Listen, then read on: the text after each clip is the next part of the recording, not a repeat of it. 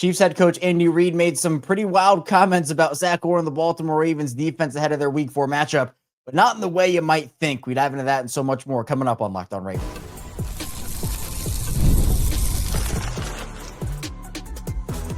You are Locked On Ravens, your daily Baltimore Ravens podcast. Part of the Locked On Podcast Network, your team every day.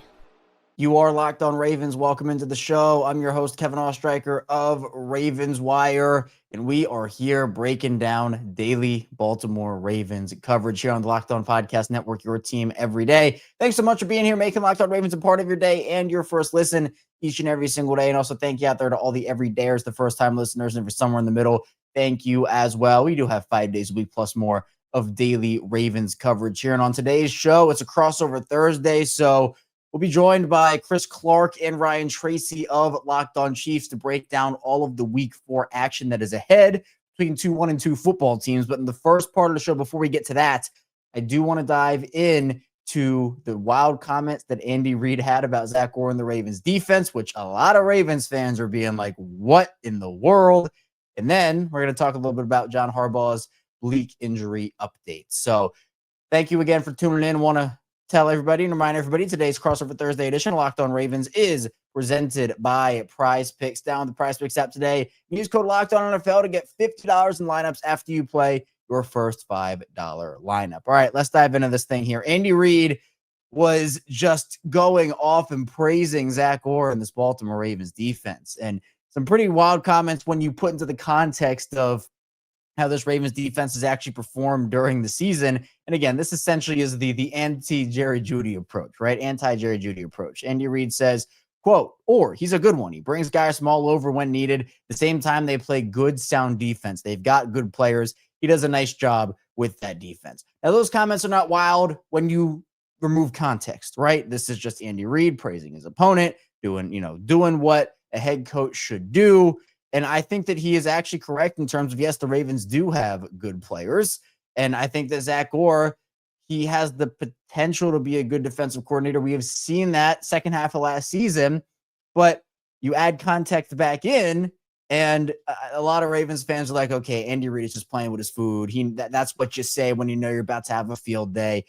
Put context back in. Look, these are pretty wild because the Ravens defense has been pretty bad. I know some people might not agree with the fact, oh, these aren't wild. To me, they are. So that's why we're talking about it, because I think, in my opinion, you look at this Ravens defense right now across the board. Third down, they're in the bottom half of the league, 24th in third down conversion percentage. Red zone percentage, they're 28th in the league, giving up a touchdown on 78.6 of their red zone opportunities that they are involved in. Pressure rate, they're 30th. Sacks, they're tied for 30th. Even they're not blitzing a lot. They're tied. They're actually just 30th straight up there as well. You look at points, they're 31st, second to last.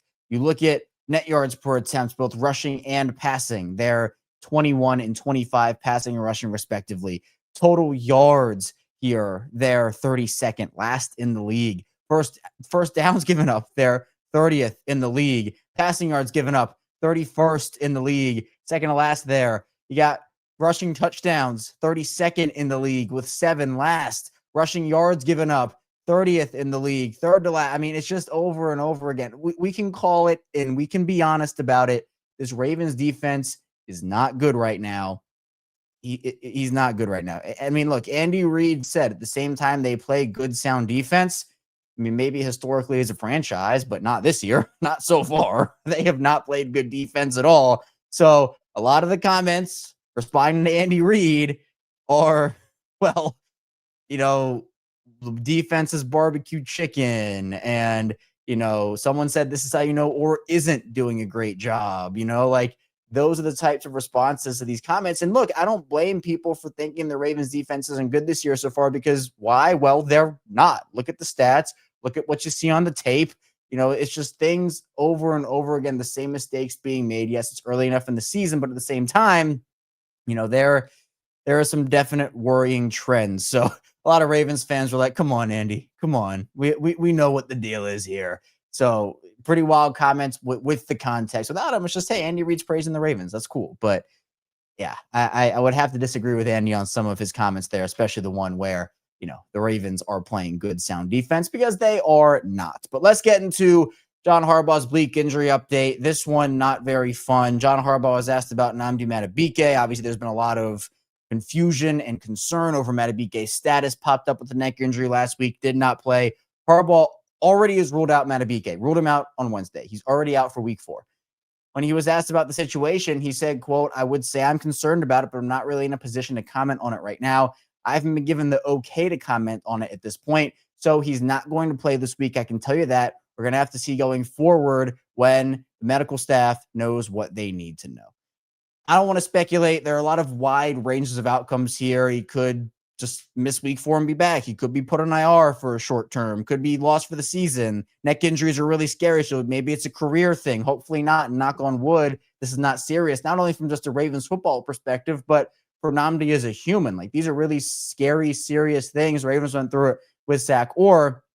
I don't know when news is going to be released here. It could be released today. It could be released right before you listen to the show. And then you're coming in here and, I'm talking about it before I know anything. But the Ravens pass rush already wasn't great with Nnamdi on the field. They need him in a big way. And there's a lot of conversations. But, when you hear that he's not in a position to comment on it, he hasn't been given the green light or the okay to comment on that. That's not a great sign. No, he says he's concerned about it, and already being ruled out for week 4 on Wednesday. It's all just not adding up to be great. So I hope I'm wrong. I hope that this is a lot better than it sounds, but obviously it doesn't sound great right now. Plus the fact that the Ravens, are missing their entire starting defensive line at practice. Travis Jones and Broderick Washington also not practicing. But let's dive into our crossover Thursday. We'll be joined by Ryan Tracy and Chris Clark of Locked On Chiefs. We're going to be getting into this game a little bit later in the show. We're going to talk about the keys to win. We're going to talk about some matchups that are huge a little later as well. But we're going to start with injuries have really shaped these teams, Kevin. What can you tell me about the Ravens, and how is that playing into what this game is going to look like? Well, I hope that you two and everybody watching is ready to suit up for the Ravens D-line on Sunday, because that's about what's going to happen here. The entire Ravens starting defensive line was not at practice on Wednesday. Nnamdi Madubuike, Travis Jones, and Broderick Washington all did not practice. And John Harbaugh gave a pretty concerning update on Madubuike, where he's dealing with a neck injury, and you don't mess around with neck injuries. Those are very serious, just not even from football, but from a human level perspective here. And John Harbaugh said he didn't have the green light to comment on it. He actually already ruled Madubuike out for this game against the Chiefs. Oh, wow. So that's a pretty bleak update. We don't know if it's season ending, an IR stint, but right now the Ravens, for a team that already is not generating a lot of pressure on the interior, just pressure at all right now. They're 30th right now in pressure percentage. That's a big concern point. Other than the defensive line, though, you have Ronnie Stanley not practicing, Patrick Ricard, who has not played all season due to a calf injury. He was also not out there. And Kyle Van Noy, who's dealing with a hamstring injury, he was not out there. Isaiah Likely limited. Hopefully he'll be back for the Ravens this week. He didn't play last week against Detroit after having 3 limited sessions. So the ideal situation, he's back for this game. Obviously, we know what happened last year with Likely in the toe and how that game ended in Kansas City. But right now, the defensive line is the major concern point, because at this point, the Ravens, the only 2 healthy defensive linemen on their roster is John Jenkins, who is a veteran, and Aeneas Peebles, who is a rookie. They signed 2 guys to their practice squad yesterday on Wednesday, and Taven Bryan, a former first rounder, and Josh Tupou has been with them on and off the practice squad. So for a Chiefs team that I know is looking to get their run game going, Isaiah Pacheco, et cetera, that's going to be a big point. I'm sure we'll talk about it later in the show too. Absolutely. It has to be a point. I'm personally pulling for Ricard because I'm here for all fullback action all the time. So let's hope that he gets back there. On the flip side, the Chiefs have been through that as well, and they're starting to pull through it. Got Mike Dana and Christian Fulton back out to practice on Wednesday. Light, limited, but they were out there. It was a 10-10-10. So for the Chiefs, that's a paced practice. It is not contact. It is not heavy at all. So it doesn't mean that much yet. But the good thing was that Xavier Worthy also was back out on the field as a full participant this time. We know he's going to be limited in terms of his joint flexibility. That shoulder's going to have to be protected. They have a lot to do and a lot of concern there. But if they get these guys back, it's looking like the Chiefs could be in good shape to be at nearly full strength by the time they hit the field. And that's really the crazy thing for me, is getting them to a point where they can actually have their wide receivers out there. Obviously, you're not going to have Rashee Rice. You're still going to be missing that. But having Worthy back brings so much more of the offense into this game, in a game that Kansas City is kind of in a must-win position almost. And so are the Ravens. I mean, both teams are 1-2. There's no way that if you would have talked to us before the season started that both of these teams were going to be 1-2 in our eyes. I granted, Kansas City's schedule's been tough. The Ravens' schedule's been tough, but I wouldn't have said that they were going to be 1-2. So it's kind of crazy to me to see how this is turning out. But injuries really are the storyline for both teams, and Kansas City's been a little bit better shape than the Baltimore Ravens, but it doesn't sound like the Ravens are going to be having some very key players in this game. Yeah, it's tough because, we don't know at this point. Obviously, Madubuike has already been ruled out, so that's one player that we do know is not going to be out there. But for a Ravens team that got pretty manhandled against the Lions in Week 3 on Monday night, and the Lions' run game started off a little slow. I think Jahmyr Gibbs had like 11 carries for 19 yards at halftime, but then we just saw the Lions impose their will physically. They were double teaming Travis Jones, who ended up, limping throughout I think he only played 2 fourth-quarter snaps, so that's why he wasn't practicing on Wednesday. Roquan Smith was getting washed out of plays. Kyle Hamilton was getting washed out of plays, and it just felt like every play in that second half, it wasn't really this way, but it felt like it. The Lions were just getting chunk play after chunk play, and this Ravens defense, which was supposed to be, one of the best units in the league going into the season. And this is why you play the games and don't just, look at stuff on paper. You also can look at Zach Orr, the Ravens defensive coordinator, is having some interesting calls. They were having guys like Mike Green, the rookie outside linebacker, and David Ojabo dropping back into coverage on crucial third downs, which they just should not be doing in those moments and situations. And I know Andy Reid kind of hyped up Zach Orr and company on Wednesday during his availability and, said that he's been doing a nice job with that defense. Well, the tape says quite the opposite of that, but we know you're going to praise your opponent, right? Andy Reid might be playing a little chess there, but what Reid always does. And that's what you should do. That to me, with this defense, and look, I know that it hasn't been the start that the Chiefs have wanted offensively in multiple different aspects. But if you can't get pressure on Patrick Mahomes, if you can't stop the run game, like that's a huge problem considering we know the potential this Kansas City offense has. And if you just let Mahomes sit back in the pocket, not feel pressure, he's going to pick you apart. And if you blitz Mahomes and the pressure doesn't get there, which has been happening to the Ravens, well, Mahomes is going to get that ball out and you're going to pick up chunk yards that way. So the Ravens defense right now is in a bind in a lot of different areas. And, for them, it's not a great team to go up against, especially one that, despite the slow start for Kansas City, Baltimore has not really been able to beat Kansas City. That one game in 2021 with Owe and the forced fumble on Clyde Edwards-Helaire. And then other than that, Kansas City's had Baltimore's number for a while now. Well, it's not one way either because this Chiefs offense is like creamy peanut butter. There are no chunks. They are looking for it. So maybe this defense against this offense is really what we're going to have to come down to. Whoever can get that done first might be in the advantage. For the Chiefs, they got to double down. I don't know that the Ravens need to be scared that Andy's going to run down their throats because, I don't know, we've been covering this team for, 7 decades, and we've never seen that. So we'll just keep crossing our fingers. But I think the matchup's intriguing, and both of them are hurting in a way that I think is complementary, which makes me just think that it's going to be a tighter game than we're used to, and they've been pretty tight over the years. Yeah, and I do think that this is going to be a fun game, and we are going to get into Ravens defensive line a little bit more and the Chiefs versus the Chiefs offensive line when we get back right after. The NFL season is on us, and FanDuel is making sure that you're getting ready for kickoff with a can't-miss offer. Right now, new customers can bet just $5, and if that bet wins, you get $300 in bonus bets to use across the app. I love using FanDuel because it's all in one place, and the app is super simple to get after. Whether I want to do something ahead of time, put together a parlay, or whatever I'm looking for, jumping in live is even an option. It makes life one-stop shopping to get into the action. So if you're ready and you are ready to play, get in there, download the FanDuel app right now by visiting FanDuel.com to get started. And that's FanDuel.com to place your first $5 bet to get that 300 bonus bets. Check it out at FanDuel.com. When you think game day, you might not think Wayfair, but you should, because Wayfair is the best kept secret for incredible and affordable game day finds.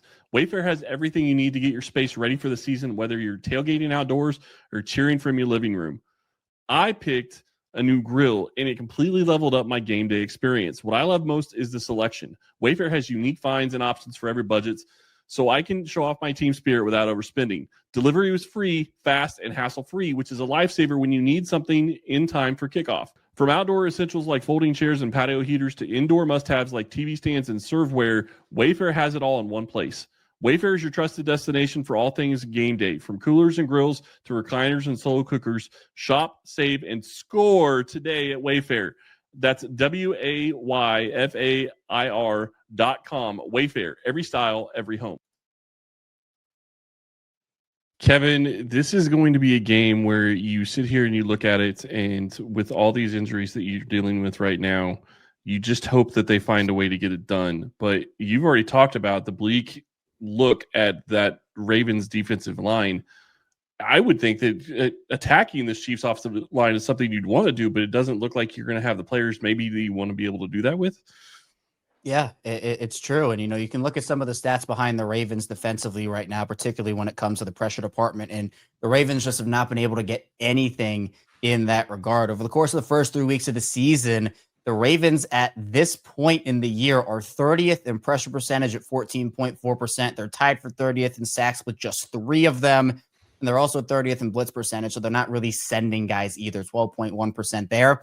So I wouldn't be shocked if the Ravens do try to get a little more aggressive against Patrick Mahomes. The problem is if that does not work and you do not get those quick wins, as we talked about in the first part of the show, Mahomes will pick you apart. It will be a guy that can settle into a soft spot. We've seen Zach Orr sometimes, play guys off more. And we saw against the Lions, there were multiple times where they would send, for example, Nate Wiggins on a corner blitz and Jamison Williams, Amon-Ra St. Brown. That pressure would not get there and they just settle in. And the Ravens aren't a defense. They do not like letting teams beat them deep. They will play a guy in single high and have him roam that area of the field. That's been rookie Malachi Starks for them for the most part.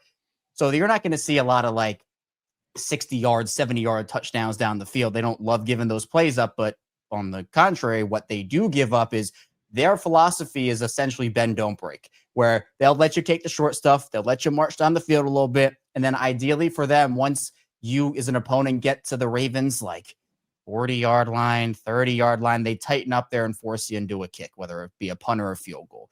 Now, that hasn't really helped the Ravens this year because they are second worst in the league at points given up at 96, I believe. So again, that hasn't been a great year in that regard, but Mahomes is someone that is so hard to game plan for and so hard to beat. And even, since there's no Rashee Rice in this game and we know Xavier Worthy is going to be working his way back and, Marquise Brown, obviously very familiar with him here in Baltimore. He's a guy that can make a play or two if you need him to. And you have other guys as well that are stepping up. Juju, I know, has played a role. And I'm a big Jalen Royals guy, although I'm not sure how much he's going to actually play in this game. While the guys getting healthy, I still think that with the Chiefs offense being the potentially higher powered unit that we know it can be, even though we haven't seen it, it all starts up front for me. And so for the Ravens generating pressure without a guy like Madubuike, even when Madubuike was in the first 2 weeks, they weren't really generating a ton of pressure. Yeah. Add that and the fact that you still might not have Van Noy. You might be without Travis Jones, who takes up a lot of double teams in this defense. The reason Madubuike is able to work so effectively and efficiently is because teams know how good Jones is, and they are double teaming him. And Madubuike is having those one-on-one opportunities. You don't have both of those guys. That's a big concern point. You mentioned statistically who's playing well. Starks playing high. Statistically, didn't have the greatest week last week for Starks, for Humphrey, for Hamilton. Is it to the point now that for Orr, it's searching? We are always prepared because we have a rookie left tackle that's got to be the place that you try to push. But quite honestly, Josh Simmons has rose to the occasion and is not the weakest tackle on this starting 5. So then does it become, okay, we're just going to take our stars and we're going to change it up. Are you going to send Wiggins? Are you going to send Hamilton? What does Orr need to do to help OA out, maybe to try to get some of that pressure, particularly from that one side of the field? Do you have a recipe for it? Because I want to know. Yeah, it's just different looks in my opinion. I think honestly, you can't confuse Patrick Mahomes with sending guys to the line. Are they going to come? Or are they not going to? This is Patrick Mahomes we're talking about. But I still think that getting a little more aggressive is probably where the Ravens should try to go, because you are searching. You're trying to figure it out. Now, Mahomes, much like the top quarterbacks in the league, Lamar, Josh Allen, et cetera, they're not the status quo. Like, they're better than the status quo. So like, you need to start to figure out how can you make these teams get a little bit antsy. With Mahomes, he's going to be cool, calm, and collected. Kelsey, he's going to be cool, calm. Like, we know that these guys have been there and done that, especially against, again, a Ravens team that they have had success against over the course of their careers. But I would try to maybe send guys up the middle potentially, try to get mismatches. And even you have guys like Marlon Humphrey not playing well. Roquan's been very up and down this season. And so for a guy like Owe, and you have a lot of guys who are motivated, like a lot of contract year players, always been one of those guys. We saw Madubuike a couple years ago have a career high, got $100 million and, kind of off to the races there. But it also would help if Jair Alexander were to play in this game. He's been technically off the injury report these past couple weeks, but not in football shape, and the Ravens have been holding him out. So it is possible that this is the week that he comes back, and maybe that opens up a couple more things to you. Maybe you can send Marlon Humphrey off the edge in some of those situations from the slot, and he can make a couple of plays. And even if it's just forcing Mahomes out of the pocket, making a more difficult throw than just standing in there and just delivering strike after strike. But at this point, it's just like, do you have the horses on the D-line to do that? And if you are without your entire starting group, you're calling up guys off the practice squad, trying to put together this patchwork group of defensive linemen against the Chiefs offensive line, then again, we know Jawan Taylor's a big story there for sure. And can they attack Josh Simmons and make him have a struggle game? I don't know, but you're kind of running out of options, because I always give it a month. I say, 4 weeks, that becomes a trend, right? First couple weeks, you can overreact to a lot of different things. But in my opinion, at this point, if it doesn't work against Kansas City and it hasn't worked against some of these top, because Kansas City and Buffalo and Detroit, those are the teams you're going to be playing in the playoffs, right? Cleveland, great win. Browns defense is great. You're not going to see that team in the playoffs. These are the tests for both the Ravens and the Chiefs of like, hey, where are you in terms of measuring up to those top teams in the league? This is a huge game in that regard too. Well, and I think that the big thing when you start looking at the Ravens defensive line is it goes past just the defensive line, because you have those defensive linemen keeping your linebackers clean, getting them the ability to make plays for your defense. And if you have a completely new defensive line, that's going to affect your second level as well. So I think that's going to be a big key in this game. But when I look at this and I start looking at the Chiefs and how they're going to be attacking the Ravens, it all comes down to Lamar Jackson. Don't get me wrong, Derrick Henry's a fantastic running back. I think he is one of the best that's ever played. But it's a question of, can you keep Lamar Jackson in the pocket and force him to try to beat you with his arm? And it's not that he can't, because he can make throws, and I understand that. But it's when he becomes a dual threat quarterback, it becomes an even bigger issue for a defense, and it becomes so much harder to defend. That to me is going to be a huge key in this game. Is Spags able to keep him in the pocket and make him try to force throws when he doesn't want to? The big thing with Lamar is he's so hard to defend against. And so he's shown that over the course, and especially as he's grown as a quarterback, that him standing in that pocket and he just can deliver strike after strike. Lamar loves to do that. And he's even openly admitted that, like, hey, I would much rather throw the football than run it. Like he enjoys that aspect of it. I know that when he gets out of the pocket and he's running around and he can make stuff happen with his arm and with his legs in those situations, it becomes like as a defender, you're like on your toes. Like, man, do I try to cover? Do I try to come up and stop Lamar? Like and I thought Detroit did a really good job in week 3, and credit to him in that defense. Kelvin Shepard, he was essentially at the end of the game just rushing 3 guys and using a spy on Lamar Jackson. And that spy, whether it was Derek Barnes, I think Jack Campbell was that spy a lot of the time, Lamar would have nowhere to go, and that spy would be right there waiting for him. And they made one-on-one tackles in the open field, and that seemed to have a pretty big impact on the game. The Ravens, that offensive line also is not looking great. I know there was a lot of Chiefs, 49ers, Ravens controversy in terms of how those tackles went at the end of the second round in the draft last year, where obviously the Ravens got Roger Rosengarten, and there were rumors that maybe the Chiefs wanted him. Obviously, Kingsley is now in Kansas City because of that. And Rosengarten's been really bad, quite frankly, to start the year for the Ravens. He gave up 6 pressures in that Detroit game, and you have guys like Daniel Falele and Andrew Voorhees, who are still very inexperienced. They're having up and down moments. Ronnie Stanley has struggled at points this season as well.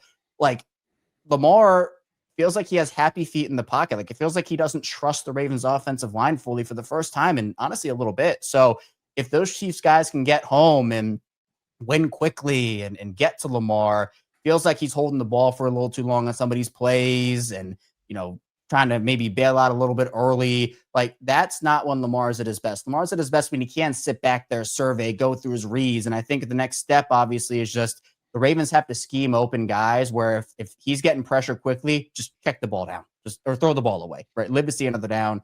It's not all Lamar's fault. Like 7 sacks, 30 pressures is what PFF charted the Lions having, 30-3-0, which is ridiculous. You see a number like that and you're like, man, what's going on?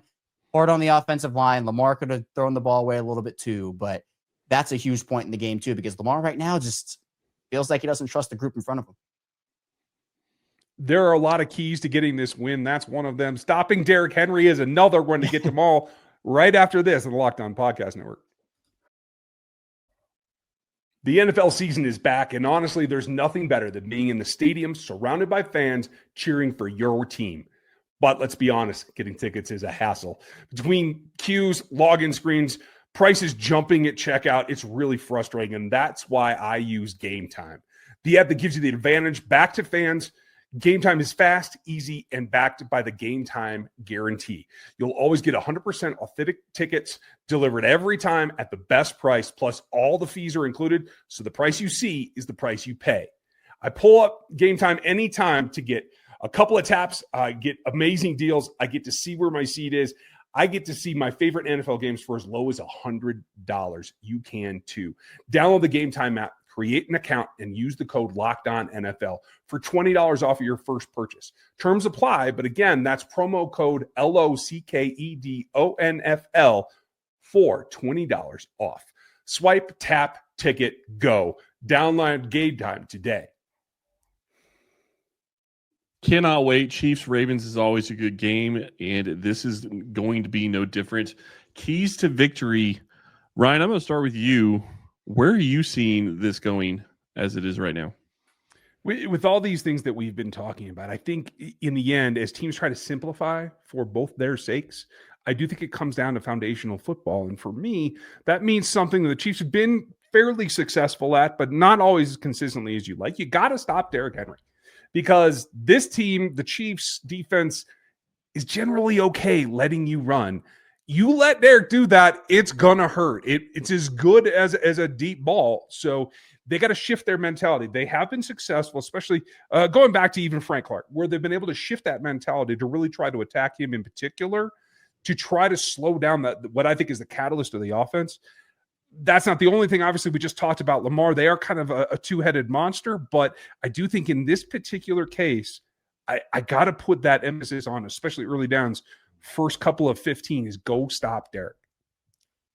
It's a good one. And Derrick is coming into this game extremely mad and extremely ready to prove someone wrong here, because he has 3 fumbles over the course of the first 3 games for the Ravens, 2 in very high leverage situations that ultimately were a key part in costing the Ravens those matchups. I saw someone on social media say the first Chiefs defender that comes in contact with Derrick Henry is going to be like vaporized into atoms, because he's going to get hit so hard, because Derrick's looking for that guy. And he's still mad about it. Even on Wednesday, he talked about it. So, and I always say this, like, especially with this Ravens offense, like it's 100% correct. Like Derrick Henry, if you get him going, and he's a guy that, like, as he picks up speed down the field, he is harder. And it's like a bowling ball. It's harder and harder to stop him. But if you let that Ravens ground game go wild, the Ravens can work play action off of that so effectively, because as a result, you have to either send in heavier personnel or those linebackers start to creep up more towards the line of scrimmage. And you see that fake, you take a step, and then you have maybe a Mark Andrews running behind you for a big play. So it's a huge key for the Chiefs for sure. I think for the Ravens, conversions are going to be really big in this game, particularly on the defensive side of the ball, where the Ravens haven't been great at stopping third down this season. They're 24th in the league, haven't been great in the red zone so far either. They're giving up 50% of their fourth down conversions, plus 54.5% of their red zone conversions, which their red zone conversion rate is 28th in the league right now. And you look at the opposite for Kansas City here, third down defense for Kansas City is great. They're 9th in the league on third down. On fourth down, they're 6th. In red zone, they're 15th. So I think, to me, for the Ravens, stopping the Chiefs on third down, because, again, for a great offense or an offense that has a lot of potential, I say this for a lot of these great teams, how do you stop that offense is you don't let them get the ball in their hands. You keep them on the sideline. So you don't give Mahomes the ball, and Mahomes can't do anything without the ball. So I think that's going to be big of stopping the Chiefs on those big third down conversions, turning the ball back over to the Ravens. That's going to be a big way I think Baltimore can win this game.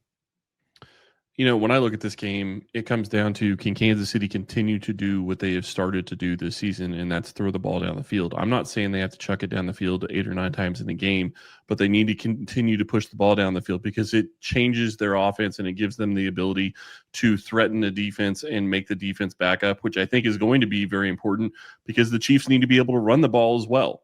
So to me, it's a multiple thing. Like if you are able to throw the ball and you're able to threaten and you take a shot to Tyquan Thornton, even if you don't connect, it makes the Ravens think about it. And if that pulls the safeties back even just a little, or the linebackers are hesitating because of the deep pass with Thornton and Brown and Worthy in the game, that is going to help the running game. And Kansas City needs to be able to keep Lamar Jackson off the field and really keep their defense off the field as well. Because the thing that always worries me about a guy like Derrick Henry is you may stop him early in the game, but if he gets the ball 25 times, you're not going to be wanting to stop him in the fourth quarter. I'm thankful that this is a September game and not a cold winter game, because it'd be even worse in November, December. But that's the big thing for me is looking at this game. Can you continue to push the ball down the field so you can maybe run the ball a little bit better and keep the ball away from the Ravens offense? I'm really looking forward to this game. Anything else you want to throw out there, Kevin? No, I mean, I just think that for both these teams, honestly, it could come down to the turnover department as well. Like, I think that the turnovers, the Ravens haven't been able to really force a lot of those in big spots this year. I mean, the last turnover the Ravens forced that was not against the Cleveland Browns, and they played the Browns twice, was Christmas Day against Houston. So it's coming up on 9 months since that has happened, right around. You got to be able to force turnovers. Those are the ultimate shifts in games, those big momentum plays. So in my opinion, if the Ravens can force a couple of those, I expect it to be a close game. Those could be the difference in the game, as well as the special teams as well. The Ravens working with Tyler Loop at kicker now. There is no more Justin Tucker. Loop's been great as a field goal kicker, but the new kickoff rules, he's been kicking the ball out of bounds a lot. He's been putting the ball in the right before the zone you're supposed to kick it in. So that has given the opponents the ball at the 40-yard line. You can't give your opponent short field here. That's another big one I'm looking at too. Chris and Ryan are great. Be sure you check them out over at Locked On Chiefs, part of the Locked On Podcast Network, your team every day. So I have you here today on Locked On Ravens. Thanks so much for tuning into the show. On the way out, be sure to like and subscribe button in video form and follow along in audio form for 5 days a week plus more of daily Ravens coverage. Coming up tomorrow, we'll be back right here talking more Ravens football. So be sure to stay tuned for that. And I will see you right back here tomorrow on Locked On Ravens.